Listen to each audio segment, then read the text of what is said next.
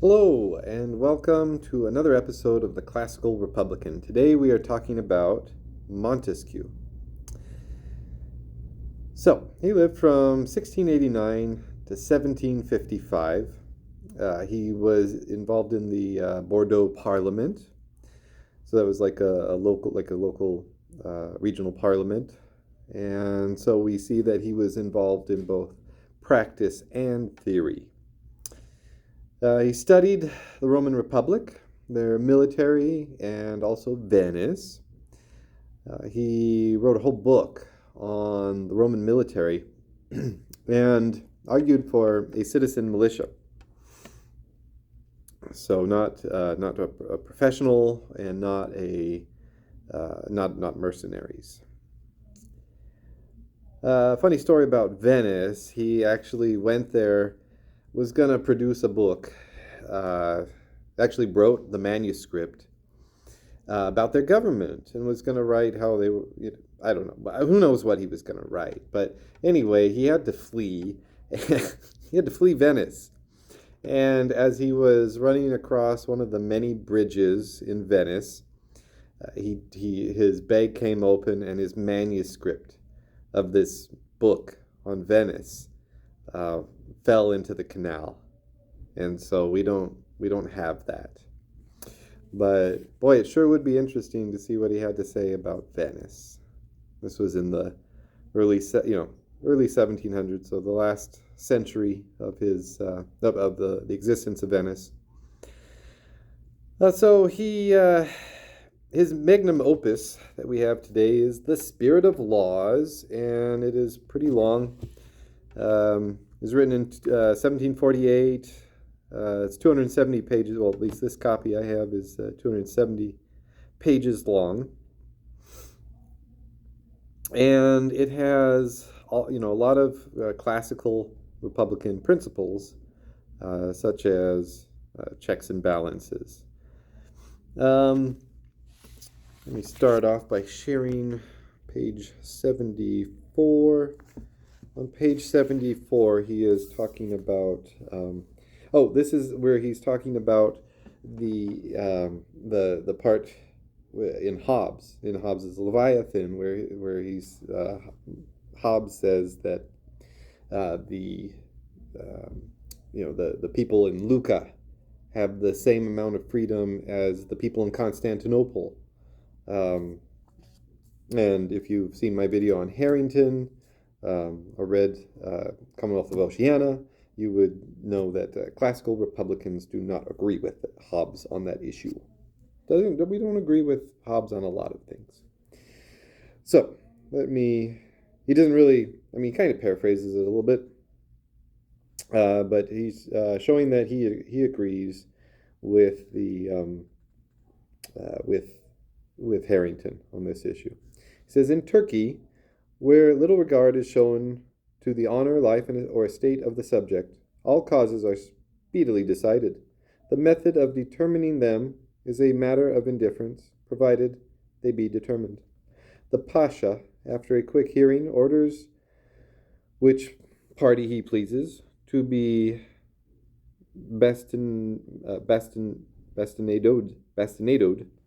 and then sends them about their business. Here it would be dangerous to be of a litigious disposition.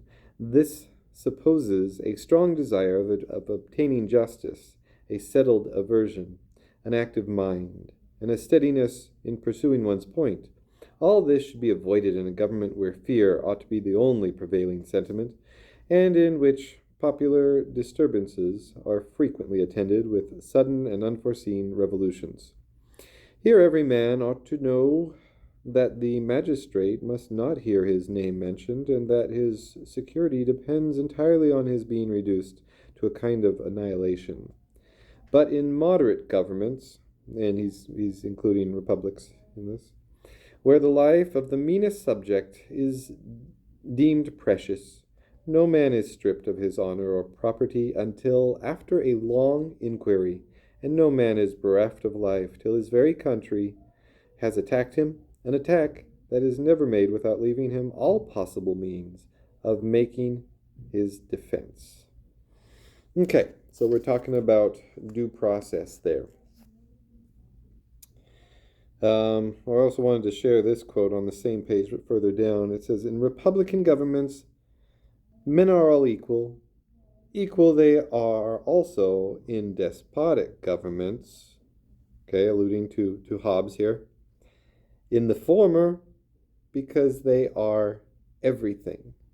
In the latter, because they are nothing. Okay, so that really puts Hobbes in his place, I think. Let's go on to page 155. And on 155, we hear about the representative democracy. Okay, so we have kind of this is the time where we're seeing the switch. We've seen it already in practice, but we're starting to see it in theory here, written in theory, about how a republic is not simply a mixed regime, but it can also be a representative democracy. Okay, so the citizens aren't really participating in government.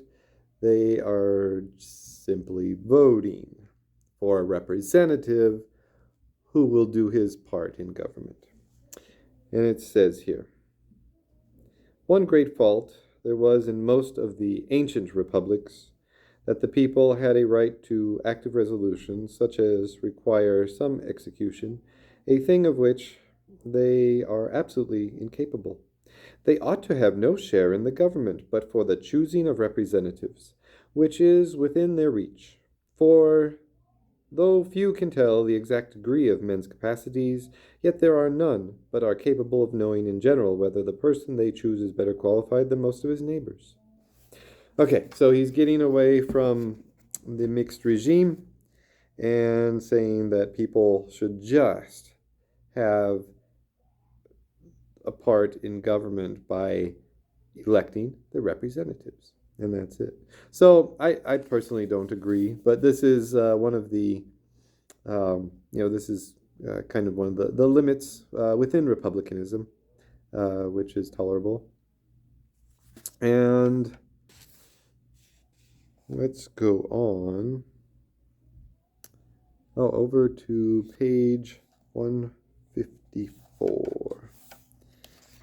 All right. On page 154, on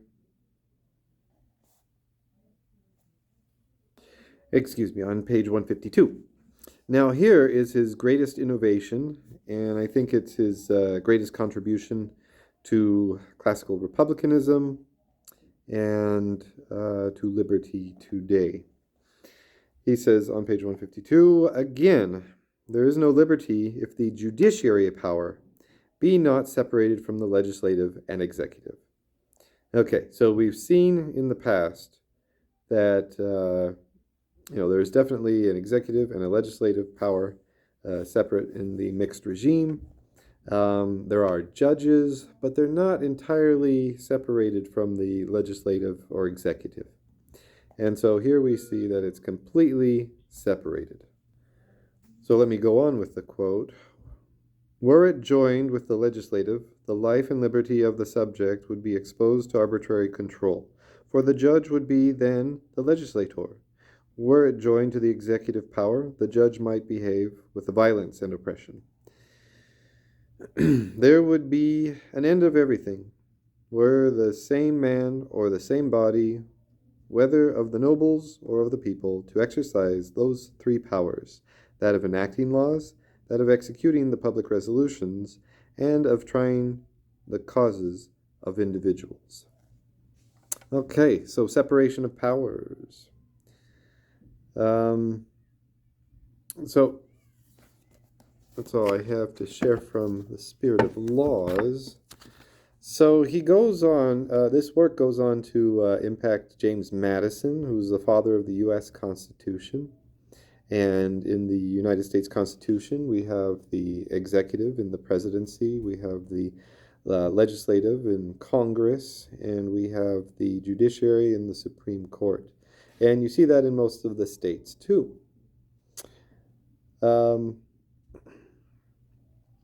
And Montesquieu is remembered as the most quoted political philosopher at the Constitutional Convention. And so if you look at you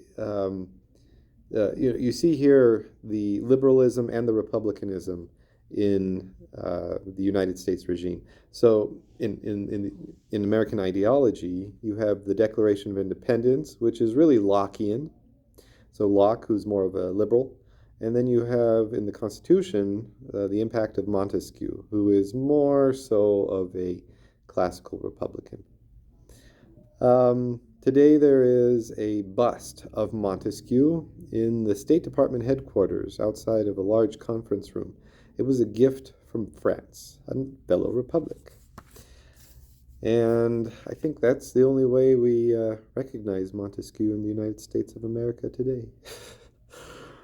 That's all I have from the Classical Republican. Long live the Republic.